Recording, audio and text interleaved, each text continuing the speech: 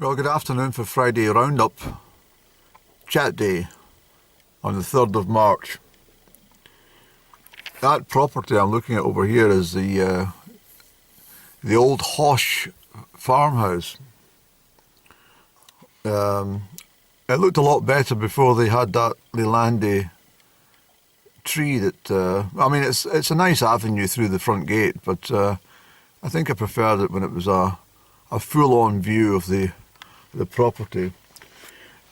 This is the entrance to the Shaggy, just over here, and Seymour Lodge is just at the back.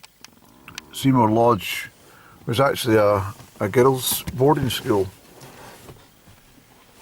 And down here at the back is where that white building is. Well, it's that's the farmhouse. I'm sorry I've not got a better view than that for you today. I'll maybe show you sometime else. But that's the old farm, Hosh farm. These properties over here were constructed a few years back. A sort of cul-de-sac of Larry Hagman type Dallas properties, you know. I don't know if you remember Dallas.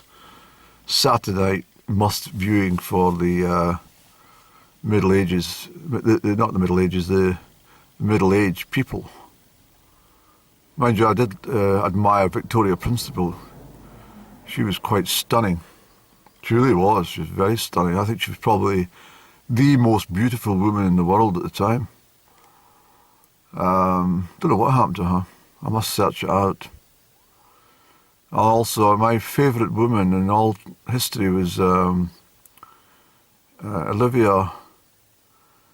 de Hossey. Olivia de Hossey was, well, of course, she was in the original Romeo and Juliet, 1968, I think it was released. She smoked like a chimney, and she admitted she drank at the time. And but I think I saw recently her and her fellow acting protege at the time, and they're going to sue. Is it Paramount Pictures? Best not say. Could be Universal. No, I think it was Paramount, for some scenes that they had to take part in, which was, well, rather taboo nowadays. But, yes, so 70 years later, they're going to sue them. Amazing. And what else are we going to say? Well, yes, well, she was definitely a very picturesque girl. And I must say, she acted her part very well in that movie. I think I fell in love with her. Why am I straying off point? Yes, I was down at B&M. Oh, Andrew, what a real shock that is to everybody. Well, I went down because I thought, well, I'm all right with the essentials, but I think I'll get some nibbles just in case I go up into the mountains tomorrow, which is a high probability, depending if I want to do it or not. But I probably will, because it's glorious. I was out at Bears Monument today, as you probably know. I've something to load there. But I thought I'd come here and point the camera in this direction, just because there's very few laybys that offer sunshine. And but I never met any low vibrationals, I'm pleased to say. But what I did see was a high vibrational woman. And she was dressed absolutely fabulously. I have to say, I thought, what on earth are you doing in B&M? But anyway, I thought she certainly, I better put my camera down for the cars, she can't possibly be the mother of those two children. She can't possibly be. She must be the sister. But it looks like she was, because, well, anyway, I noticed it was a black Range Rover sitting outside. I thought, well, it must belong to her. I thought, I wished I'd got the queue and had a chat with her. But that said and done, I mean, it's all right to have a bit of a chit-chat, but there's always that element of desperation if you if you're standing there leering and your tongue's hanging out just because she's a pretty woman. But she certainly was very prettily dressed, I have to say. She looked really fabulous. I thought that's the sort of dress where you would get on, some sort of country magazine, wouldn't it?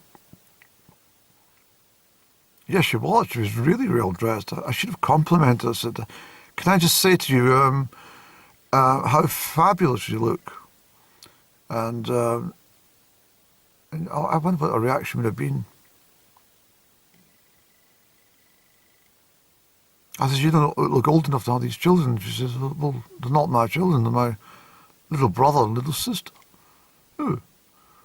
Would you like to go for some sherry sometime?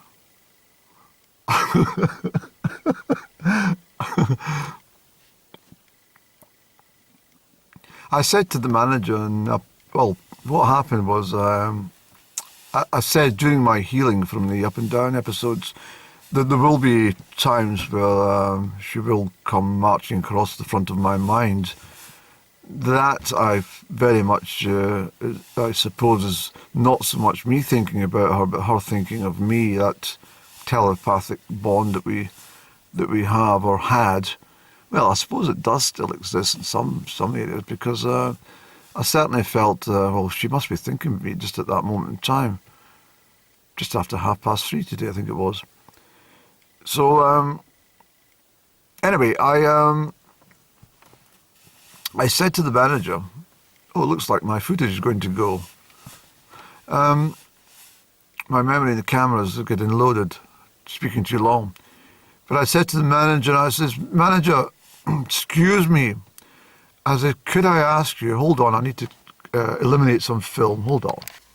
Okay, I think it's power and the camera needs to be charged up, but just very quickly I said to the manager in the store, I says to the manager, manager, I said, please, can I have a word? I says, the music that's been played in here, I've been thinking about Up and Down because you've been sending me energies today. I says, just when I came through the doors, I says, I'm feeling the music's not helping. I says, it's too lovey-dovey, it's too depressing. And he says, I'm sorry to hear that you're still thinking of Up and Down. I said, well, I'm not. He said, well, you must be if you're asking me to change the music. I said, no, but it's reflective of my mood today. And he said, well, look, do you want something jazzy? I said, just don't have anything with these sort of lovey-dovey lyrics. It's not good for my mind when I'm shopping. So he got the assistant at the checkout to announce in the tannoy and turn the music off for 10 minutes, please, while this chap gets his his provisions and departs the store. So they kindly switched it off, and I was free to shop without any further interference with lovey-dovey lyrics and sad music when I'm trying to avoid thinking of Up and Down. I mean, I did think about when I was passing some BMWs on the school run and stuff like that. I said, these 4x4 BMWs and whatnot.